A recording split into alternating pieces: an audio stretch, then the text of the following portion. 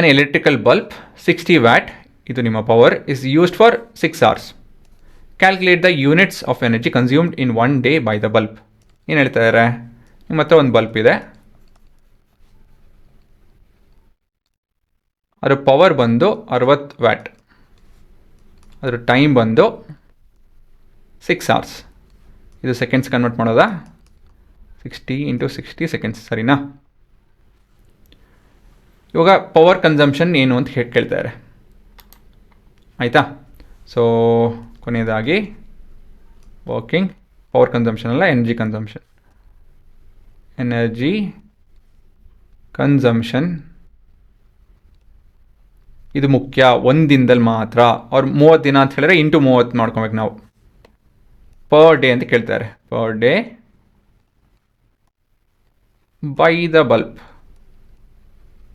ಅಲ್ವಾ? ಸೊ ಇದು ಪವರ್ ಕೊಟ್ಟಿದ್ದಾರೆ, ಟೈಮ್ ಇನ್ ಸೆಕೆಂಡ್ಸ್ ಕನ್ವರ್ಟ್ ಮಾಡಿಕೊಂಡ್ರೆ this would be equal to power into time. ಏನು ಸಬ್ಸ್ಟಿಟ್ಯೂಟ್ ಮಾಡಬೇಕು ಹುಡುಗರ ಇಲ್ಲಿ? ಪವರಲ್ಲಿ ಎಷ್ಟಿದೆ? 60. ಟೈಮು 6 × 60 × 60. ಹಾಂ, ಇದೇ ಮಾಡೋದು ಬೇಕಾಗಿಲ್ಲ. ಏನಕ್ಕಂತ ಹೇಳಿದ್ರೆ ಇದೇ ಅಡ್ವಾಂಟೇಜು, ಅದೇ ಹೇಳ್ತಾ ಇರೋದು ಅವರು. ನೀವು ಸೆಕೆಂಡ್ಸ್ ಕನ್ವರ್ಟ್ ಮಾಡೋದು ಬೇಕಾಗಿಲ್ಲ, ಅವರಲ್ಲಿ ಎಕ್ಸ್ಪ್ರೆಸ್ ಮಾಡ್ಕೊಳ್ಳಿ. 6 hours, ನಾವು ಇದನ್ನು 6 ಅಂತಲೇ ತೊಗೊಬೇಕಾಗುತ್ತೆ. ಕ್ಲೀನಾಗಿ ಬಿಟ್ಟು ಹೇಳ್ತೀನಿ ನೋಡಿ, ಇಲ್ಲಿ ನಿಮ್ಮ ಯೂನಿಟ್ ಆಫ್ ಪವರ್ ವ್ಯಾಟಲ್ಲೇ ಇರುತ್ತೆ. ಟೈಮ್ ಏನಾಗುತ್ತೆ ಅಂತ ಹೇಳಿದ್ರೆ, ಟೈಮ್ ವುಡ್ ಬಿ ಏನ್ ಆರ್ ಓನ್ಲಿ ಅಂತ ಹೇಳಿದ್ರೆ 6 hours ಅಷ್ಟೇ. ಇದೇ ಥರ ಕೆಲಸ ಮಾಡ್ಕೊಬೇಕು ನೀವು.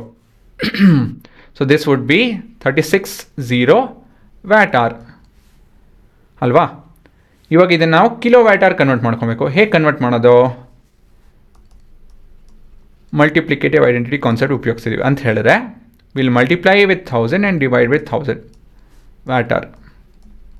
ಆದರೆ ಹುಡುಗರ ಕಿಲೋ ಅಂತ ಹೇಳಿದ್ರೆ 1000 ಕಂಡ್ರು, ಸರಿನಾ? 1000 ಅಂತ ಹೇಳಿದ್ರೆ ಕಿಲೋ, ಕಿಲೋ ಅಂತ ಹೇಳಿದ್ರೆ 1000. ಹಾಗಾಗಿ ನಾವು ಇದನ್ನು ಇನ್ನೊಂದು ರೀತಿಯಲ್ಲಿ ಹೇಗೆ ಬರಿಬೋದು ಅಂತ ಹೇಳಿದ್ರೆ, 360 ಡಿವೈಡ್ ಬೈ 1000 kWh ಈ ರೀತಿಯಲ್ಲಿ ಹಾಕ್ಕೊಳುತ್ತೆ, ಸರಿನಾ? So this would be equal to 0.36 kWh. ಗೊತ್ತಾಯ್ತಾ? ಇದೇ ತುಂಬ ಜನ ಕನ್ಫ್ಯೂಸ್ ಮಾಡ್ಕೊಳೋದು. ಇದು ಗೊತ್ತಾಗ್ತಾ ಇಲ್ಲ ಅಂತ ಹೇಳಿದ್ರೆ ಯೂನಿಟ್ ಕನ್ವರ್ಷನ್ ಆ ಟಾಪಿಕ್ ನೋಡಿ, ಬೇಸಿಕ್ಸಲ್ಲಿದೆ. ಅದರಲ್ಲಿ kilo, centi, milli, micro, without unit ಅವೆಲ್ಲ ಹೇಳ್ಕೊಟ್ಟಿದ್ದೀವಿ ನಾನು, ಆಯಿತಾ? ಇದರಲ್ಲಿ ನೀವು ಇದು ಕಲ್ತ್ಕೊಳ್ಳೇಬೇಕು, ಸರಿನಾ? ನೀವು ಕಿಲೋ ಕನ್ವರ್ಟ್ ಮಾಡಬೇಕು ಅಂತ ಹೇಳಿದ್ರೆ ಡಿವೈಡ್ ಬೈ 1000. ಏನಕ್ಕೆ ಡಿವೈಡ್ ಬೈ 1000 ಮಾಡಬೇಕು ಅಂತ ಹೇಳಿದ್ರೆ ಇದು ರೀಸನಿಂಗ್. ನೀವು ಎಕ್ಸಾಮಲ್ಲಿ ಇದೇನೇನು ಬರೆಯೋಂಗಿಲ್ಲ, ಆಯಿತಾ? ಡೈರೆಕ್ಟಾಗಿ ಈ ಸ್ಟೆಪ್ ಬರಿಬೋದು, ಆದರೆ ಇಲ್ಲಿ ಬರ್ಕೊಂಬಿಡಿ. ಆ್ಯಂಡ್ ದಿಸ್ ಇಸ್, ಈ ವ್ಯಾಲ್ಯೂ ಬಂದು 0.36 kWh ಅಂತ ಬದಲಾಗಿ ಯೂನಿಟ್ಸ್ ಅಂತ ಹೇಳಿ ಬರಿಬೋದು, ಸರಿನಾ? ಸೊ ಇದೇ ನಿಮ್ಮ ಉತ್ತರ. ಇಲ್ಲಿ ಬರೆದಿದ್ದೀವೆಲ್ಲ ಡೀಟೇಲಾಗಿ, energy consumed per day by the bulb ಅಂತ ಹೇಳಿ. ಸೊ ಇದೇ ಸಾಕು, ಆಯಿತಾ? ಸೊ ಅಡ್ವಾಂಟೇಜ್ ನೋಡಿದ್ರಾ?